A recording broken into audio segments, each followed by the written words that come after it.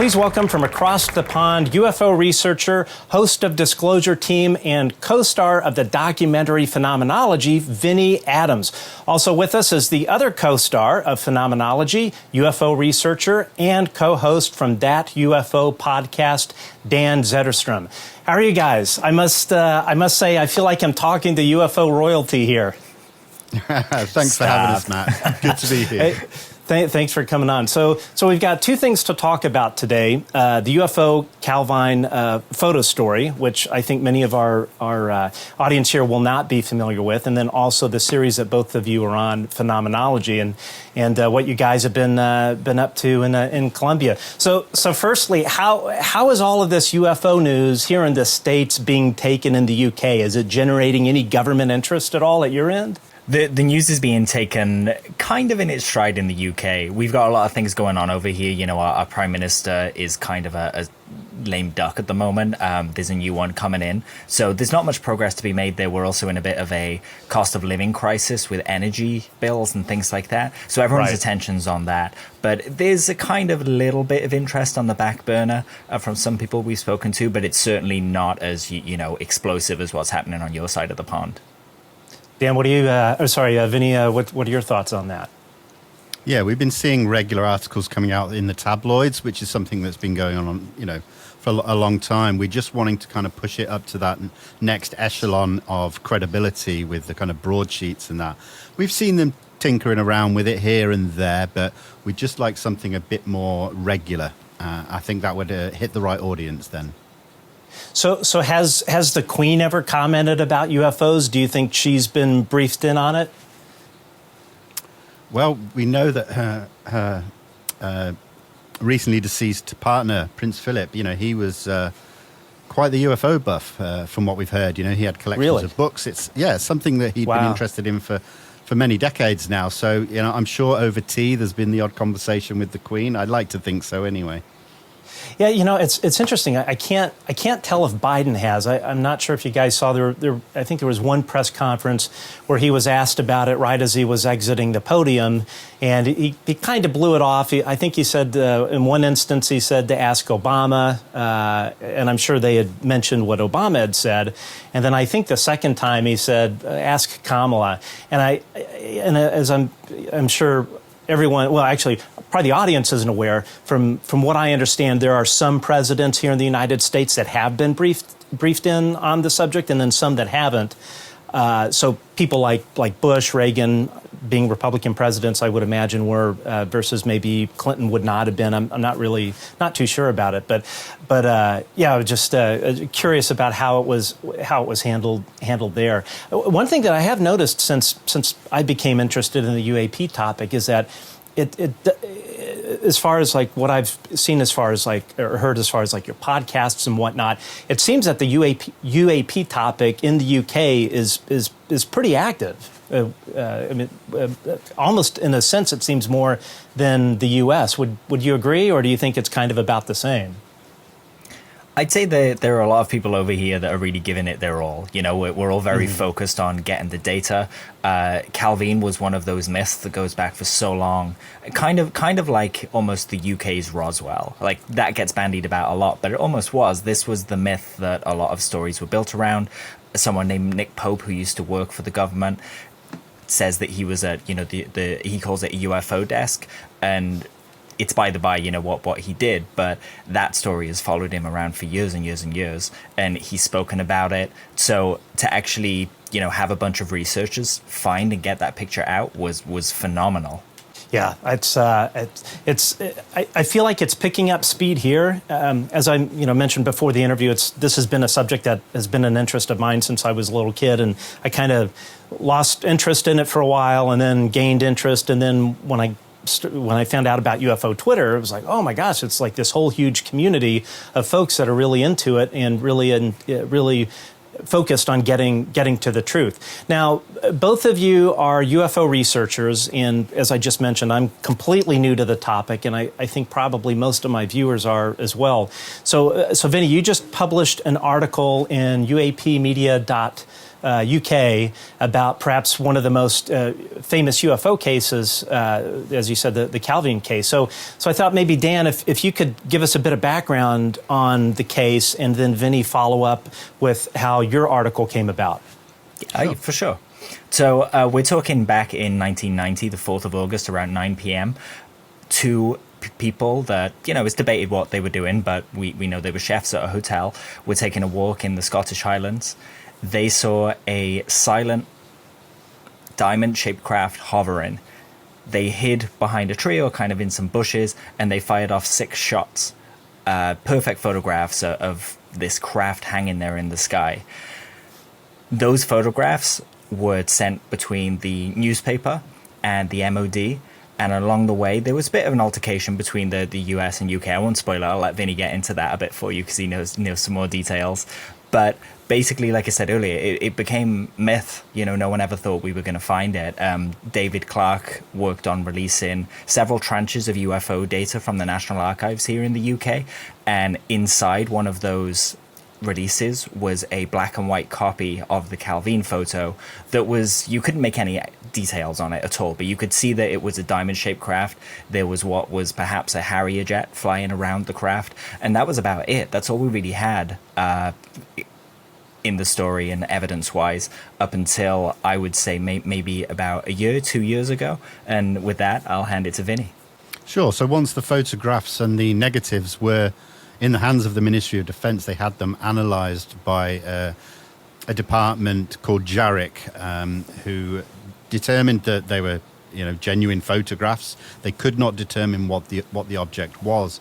And then over the next couple of years, there were conversations had between the Ministry of Defence, the Pentagon, the CIA, and a lot of confusion came in there between those conversations and meetings. We do know that Defence Intelligence from the UK went out to Washington for meetings. And at the end of it, it goes a little bit kind of faint. We don't really have that much details. So the one thing that we can say is that we're really happy about the investigation that led to the release of the image. But looking forward, there is an awful lot more that we need to learn, and we are deep into the investigation even to this day. So that there's a lot more to be found and uncovered. Got it. And during the sighting by these it was 6 folks you said that saw this thing, right? Two people, and they took 6 photographs.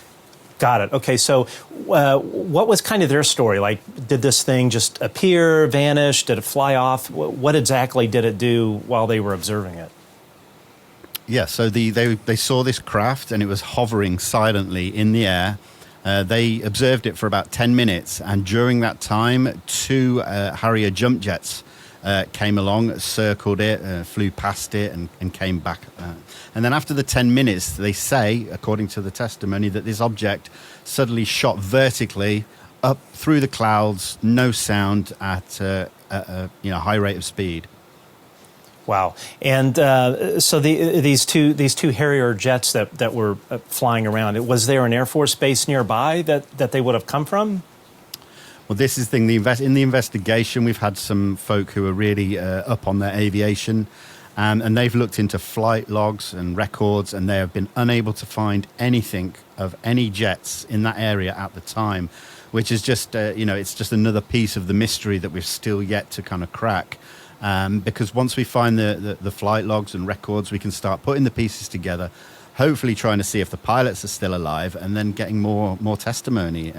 That would be ideal, but there is always rumour surrounding cases like this. And in this one in particular, there's a base in Scotland called RAF Machrihanish, where the Americans rented it for some time. They flew SR-71 Blackbirds there right up until January of 1990.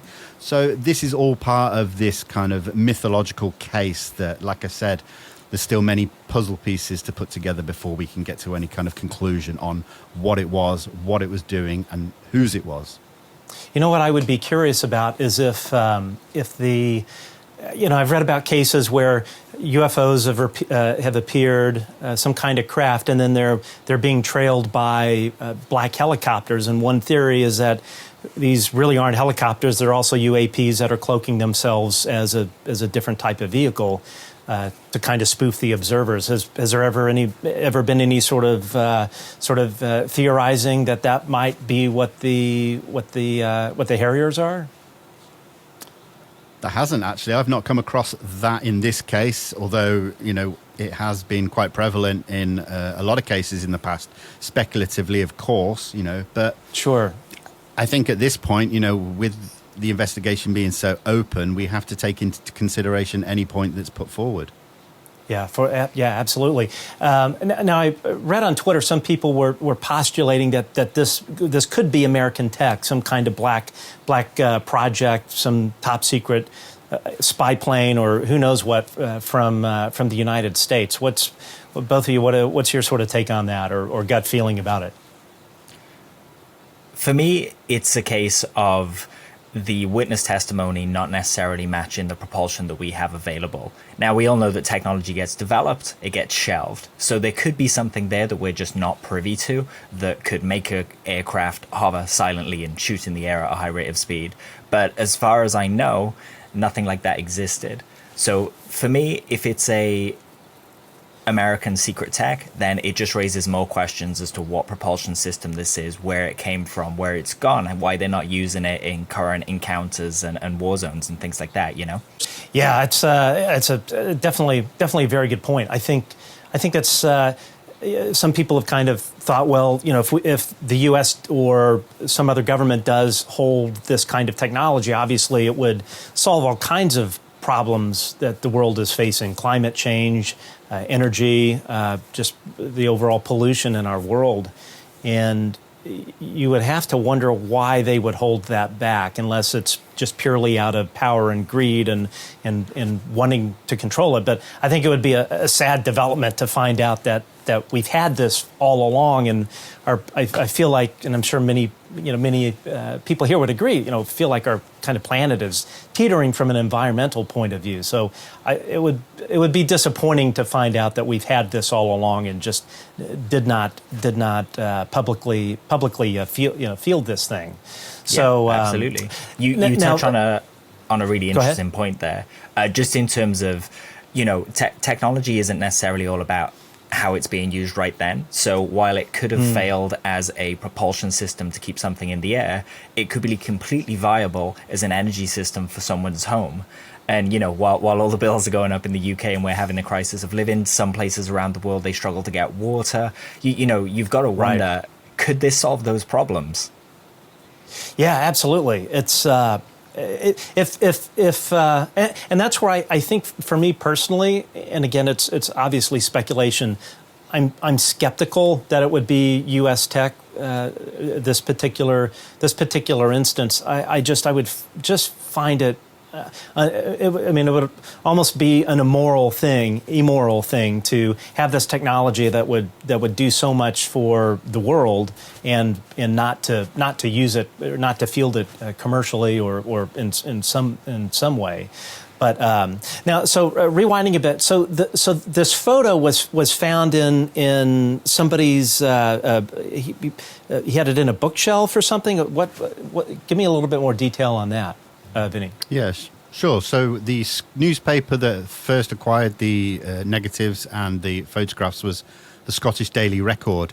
And before running the story or writing it up, they contacted the Ministry of Defence for comment on what this object may be and if they knew anything. And the first port of call at the Ministry of Defence was a gentleman called Craig Lindsay, who worked at our Petrevie Castle in Scotland. And he said, well, in order for the MOD to comment, I'd need to take a look at the photograph. So the Scottish Daily Record arranged to send a print of one of the images by courier to Craig Lindsay, and he received the photograph, took a look at it, and then he faxed copies down to London, which left him with this original print, which he then stashed away and, kind of forgot about it. And so that's where that image had sat in one of his books on aircraft, funnily enough, for 32 years. Okay, so Vinnie, let's take a look at this photo and just kind of point out to the viewers here what we're looking at. Sure. So as you can see in the center of the image, we see this diamond-shaped object. Then slightly below it to the side, we see this small outline of a jet, which, there's been plenty of debate about what jet it is. But, JARIC, the Ministry of Defence Department that analysed it, concluded it was a Harrier. And then some of the people that have been working on the case with us have also came up with that answer. And then if you look at the top, you can just see some overhanging shrubbery, some sort of from a trees, which we're fairly confident we've identified as Scots pine. And then obviously along the bottom, you can see the fence line. Now, there's not much behind it. There's no landscape or anything. So it's been very difficult to kind of determine exactly where it was taken on location. It's brought up a lot of questions from people saying that it actually looks more like a reflection in a lake. But we've had various photo analysts look at it and concluded that it's certainly not that. It is a genuine object in the sky. And at the moment, like I said before, what it is, we don't know.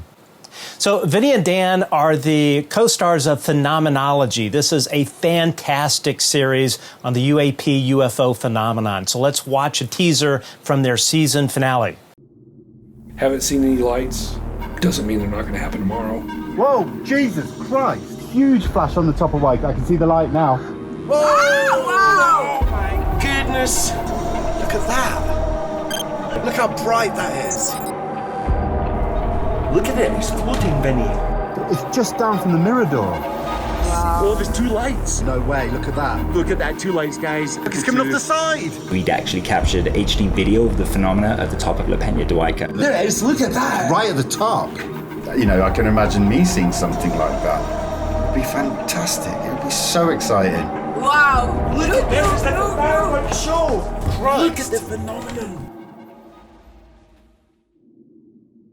Guys, that looks just fantastic. I can't wait to watch the finale. So tell us, how did this project come about?